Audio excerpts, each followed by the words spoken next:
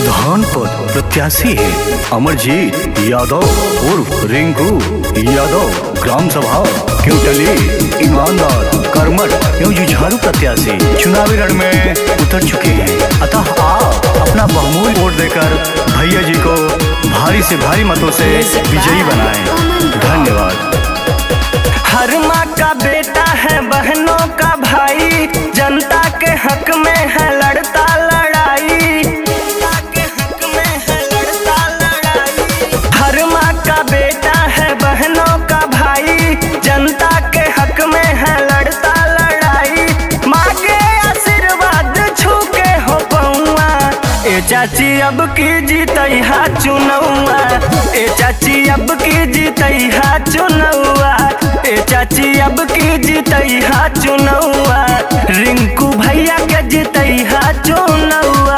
अमरजीत जिंदाबाद जिंदाबाद जिंदाबाद। रिंकू भैया जिंदाबाद जिंदाबाद जिंदाबाद। हमारा प्रधान कैसा हो, रिंकू भैया जैसा हो। हमारा प्रधान कैसा हो, अमरजीत जैसा हो।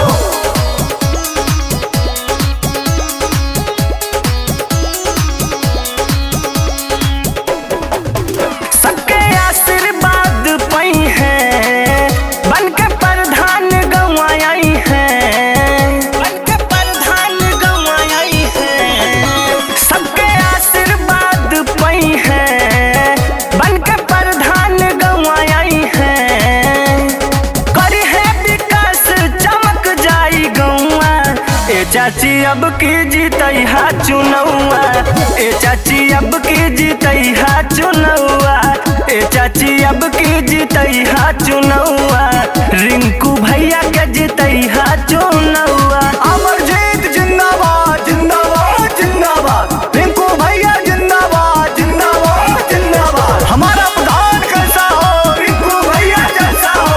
हमारा प्रधान कैसा हो, अमरजीत जैसा हो। आफत पड़े दौड़ाया वेले, सुख दुख में सथवा निभावेले। सुख दुख में सथवा निभावेले। कौनो आफत पड़े दौड़ाया वेले, सुख दुख में सथवा निभावेले।